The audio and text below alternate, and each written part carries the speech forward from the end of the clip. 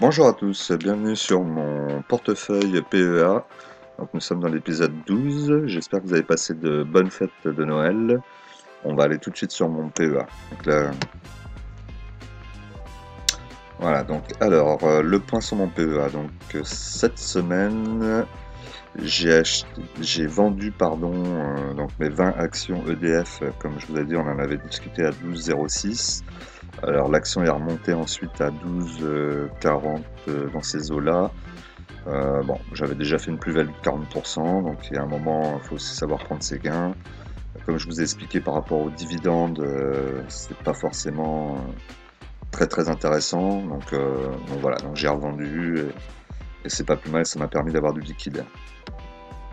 Ensuite, j'ai revendu mes 26 actions Veolia à 18,91.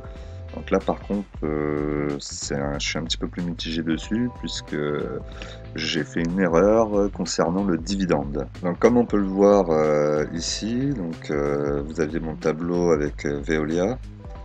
Voilà, donc Veolia qui se trouve ici, les 20 actions. D'ailleurs j'ai marqué 26 tout à l'heure, mais c'est 20, pardon. Donc j'avais marqué 2% 53. En fait, elle fait pas 2% 53, elle fait 5,50% en dividende. Donc en fait, c'est pas 0,50, c'est 1 euro par action de dividende. Donc je suis un petit peu dégoûté parce que là j'ai vraiment fait une belle boulette. Je voulais la garder, c'était vraiment uniquement le dividende qui me convenait pas. Et je sais pas ce que j'ai fait. Les autres sont bons, mais sur cette ligne-là, je me suis trompé. Et j'ai pas dû regarder au bon endroit. Ce qui fait que j'ai revendu en pensant que les dividendes n'étaient pas intéressants, alors qu'en fait ils le sont. Bon, bah, tant pis, hein, c'est comme ça me permet aussi d'avoir un petit peu de liquidité maintenant dans mon portefeuille. Mais, euh, mais voilà, donc, je suis un petit peu déçu. Là, j'ai fait un peu n'importe quoi dessus, j'aurais pas dû. J'étais un peu trop vite. Alors tout s'est passé mardi quand on a eu un espèce de mini crash là, lundi ou mardi, le mini crash où toutes les actions ont baissé de 3-4%. J'avais pas de liquidité, du coup je pouvais pas racheter, et, ça m'a posé problème. Et du coup j'ai vendu un peu précipitamment Veolia, vous voyez, donc j'ai fait 0,03% de bénéfice, sachant qu'après derrière vous avez les frais, donc en fait j'ai rien gagné, j'ai perdu. Par contre là vous voyez EDF où là c'est plutôt pas mal. Euh, voilà, donc j'ai vraiment fait grosse boulette là-dessus. Je m'en veux encore hein, parce que c'est dommage. Bon, c'est pas grave, ceci dit, j'aurai peut-être l'occasion d'y revenir dessus à ce prix-là, même peut-être plus bas. Donc je vais continuer à surveiller Veolia et je vous rentrerai dessus quand elle sera plus bas. Vous voyez aussi que j'ai mis donc du coup Gossin en ordre de vente, donc à 7,45. Bon, ça va pas être pour tout de suite, donc on va le laisser courir pendant quelques temps.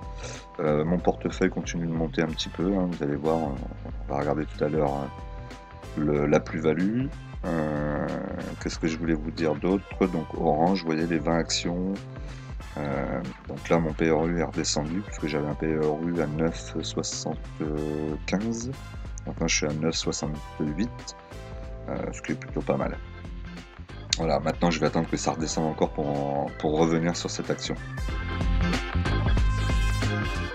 Alors comme je vous ai dit pour Veolia, donc 18,91.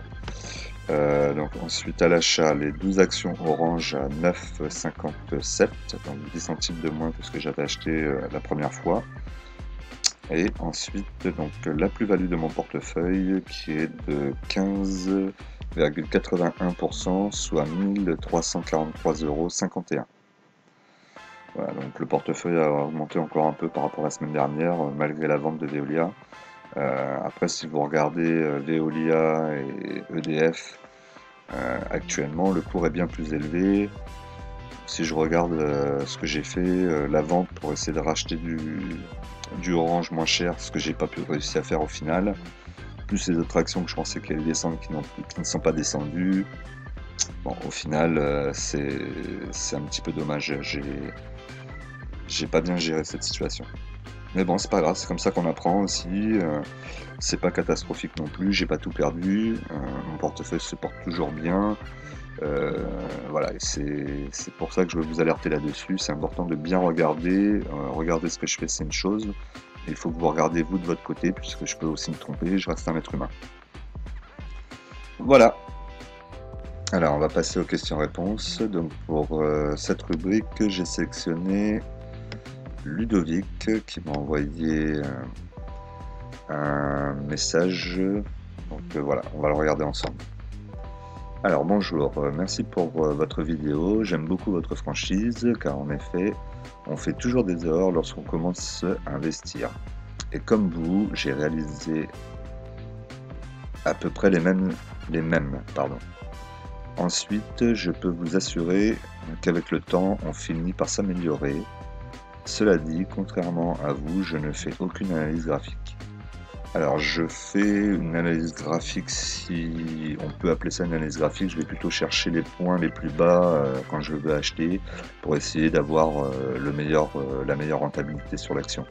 Mais je ne me focalise pas sur vraiment le point le plus bas, aller le chercher. Comme tu le dis très bien, l'investissement c'est du long terme et donc l'objectif c'est d'acheter le plus bas possible, mais il ne faut pas se prendre la tête si on a acheté et que l'action rebaisse après derrière. C'est pas grave, on est sur du long terme. C'est aussi l'avantage, ça met beaucoup moins de stress comme ça. Ensuite, mes analyses fondamentales, mais de l'analyse fondamentale, pardon, aujourd'hui mon portefeuille LT contient une dizaine de valeurs. À moins de besoins urgents, je ne me vois pas les vendre avant une bonne dizaine d'années, voire plus. Je m'efforce d'alimenter mon CTO avec des liquidités lorsque je le peux. Ainsi, je vois les baisses du marché comme une occasion de m'enrichir. Alors c'est exactement comme ça qu'il faut faire, effectivement. Une fois qu'on est bien rentré sur l'action, qu'on est bien positionné, qu'on sait ce qu'on veut, il faut renforcer dès que les cours baissent. Puisque vous avez pu le remarquer, les cours baissent, mais ce n'est pas forcément votre action ou votre société que vous avez en portefeuille qui est responsable. C'est l'ensemble du marché qui peut cracher et votre société pourtant se porte toujours très bien. Et donc c'est à ce moment-là où il faut investir dedans. Ensuite, cela peut paraître anodin, mais je me suis aperçu qu'il était important d'aimer les entreprises dans lesquelles on est investi, et surtout de bien connaître leur management, leur bilan, leurs comptes de résultats et leur flux de trésorerie. Ainsi, on reste serein.